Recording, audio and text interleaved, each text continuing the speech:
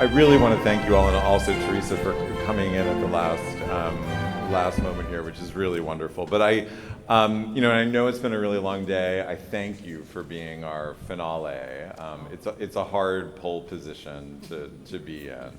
I guess the question I wanted maybe all of you just to say a little bit about was, today we live in a landscape, particularly in performing arts, where we're all terrified that the theatrical model is dying. Yes. And that we don't have audiences in the same way. And the way you were describing, the farm and thinking about the farm as a family, thinking about the circulation of communes and communard activity, that's a very different idea of an audience. Like, I don't know if there's such a split between I'm the artist and they're the audience. And I wonder if you could all talk a little bit about when you were at the farm, when you were coming up as artists, how did you think about the audience? Like, what was, the panel is called What is the Farm to You, but what is the audience to you? I guess I'm curious about. Well, there was Bonnie. She was so wide open, I remember being in New York with Bonnie. We went to some meeting and she turns to me and all these men in suits are talking about something and she says, "How many assholes in this room?" I'm like, "Oh my God, Bonnie, and she's like, she winks at me and everybody turns and goes, "Who is that?" And as you asked this question, she left it wide open because I think she understood that we played both sides, I think that's just what came to mind as you were asking. Yeah. I always felt, does this work? I can't tell. I always felt like the audience was collaborating with us. Yes. That we were in direct contact as much as possible. We very often went among the audience or even touched them. Sometimes people were really bold about that.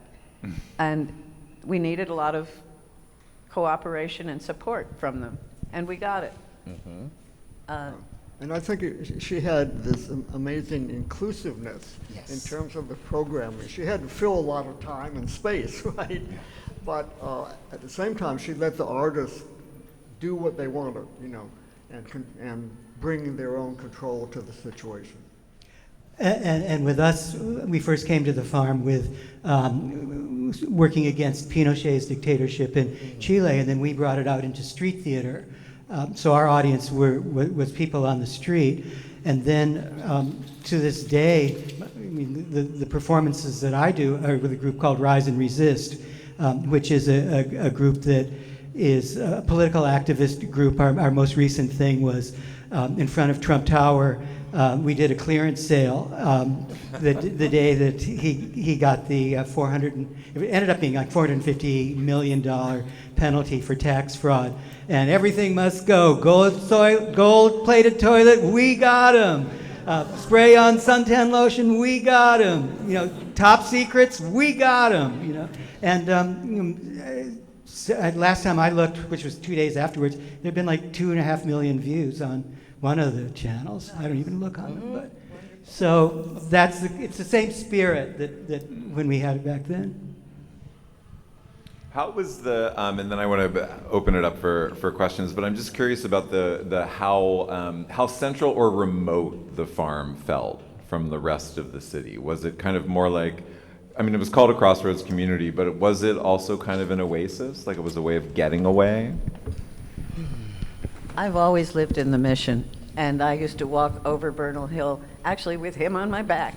I would walk over Bernal Hill and down those long stairs to the farm, and it felt like it was part of where I lived.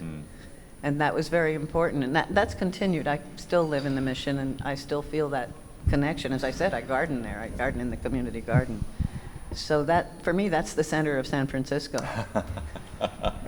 But at the same time, it was kind of an abandoned space, when she moved in.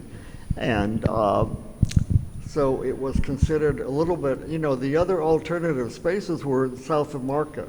And so they had a, physical relationship to the galleries, which were over near Union Square. That was where the established galleries were.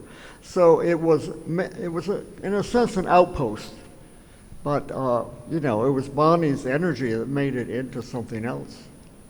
And in a lot of ways, it was space for the 21st century, you know, because it wasn't, and, you know, it didn't have, the inside had not been fixed or sound isolated. At the same time, we hung ropes in there. We did aerial theater in the farm, and we also did this piece, you know, Waiting for Gadets. And it was based on a classic, and people came. And sometimes it'd be so cold that we'd have to hand out blankets, but people would stay and watch this. When I was teaching during the '89 earthquake, I guess it was, I was teaching somebody there, and the whole place rattled. All those fiberglass panels, it was just an incredible roar of vibrating building. Very scary, but it stayed. Can I invite any questions we have for folks on the panel? If I know it's been quite a long day, and we're probably all gearing up to go to this reception where we're going to feed you, I hope. Go ahead.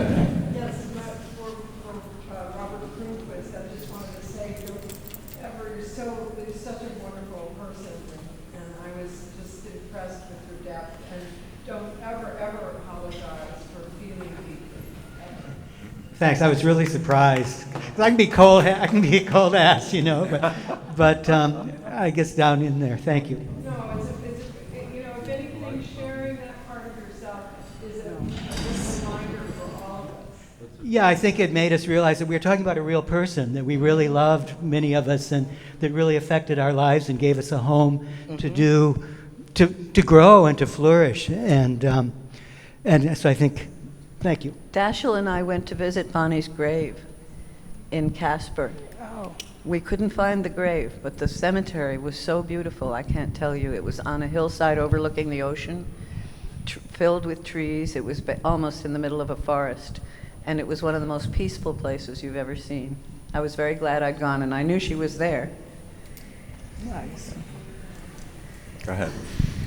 Yeah, thank you, everyone, and I worked with Bonnie at the Bernal Heights plays in 2001, 2, and 3, and thank you all for holding, you know, this legacy of this time when everything. I grew up in the city, and it did feel like anything was possible. And I guess my question for you all: is there a plan? Is there a way?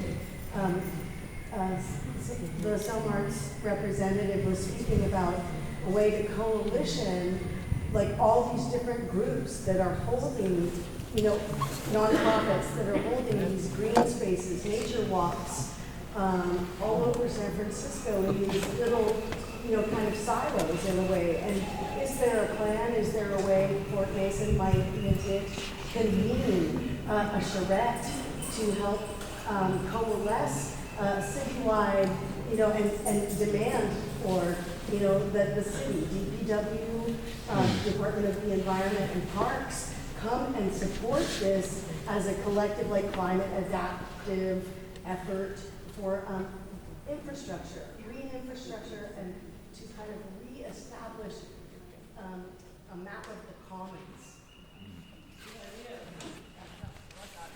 I think you have a task. I think you have you have a mission. Thank you for. I mean, one thing that's been a nice outcome of the exhibition and the related programming is, you know, there's a kind of pop-up homage garden to Bonnie by the landscape architect John Bela that's outside of the exhibition, and it's being programmed by Hummingbird Farm and the Excelsior. And what's been great is I didn't realize that a living library, Bonnie's kind of legacy today, and Hummingbird Farm had already been kind of sharing interns, and they've been getting to know each other better. So any way these exhibitions can, like, bring their players back into dialogue, because they're actually physically close to each other as well. So it's been great all day to kind of hear Chena particularly talk about, like, what might be coming next, you know, for a living library, that this organization keeps going and hopefully will keep growing. So that's a very small thing, but I still think you could help us do the big convening.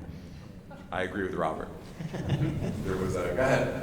Hi, thank you all for these stories. It's such a pleasure. I wanted to know, and also to share, if you had any experience or knowledge of the evolution of the farm as it turned into an alternative music space.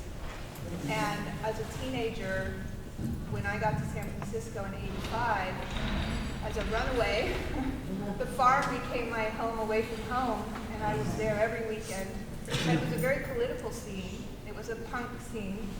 And I eventually found out the history that you're talking about later. I found a book in the Mission, and I was like, wow, the farm was a performance art space, and this woman, Bonnie, sat with the tiger, and I was just like really amazed because the farm was a very special venue for music. I think the roots of it that had been established carried on in a different way because it was a very freaky scene, it was a very free scene, and there was not a kind of a, uniformity of what punk rock was. It was, the place that people came kind of at the end of their tour, and they were always like, this is the most amazing space to play because the audiences were really, out of the box. And I don't know, just wondering if you had experience with the evolution of that period of it, which would be late 80s.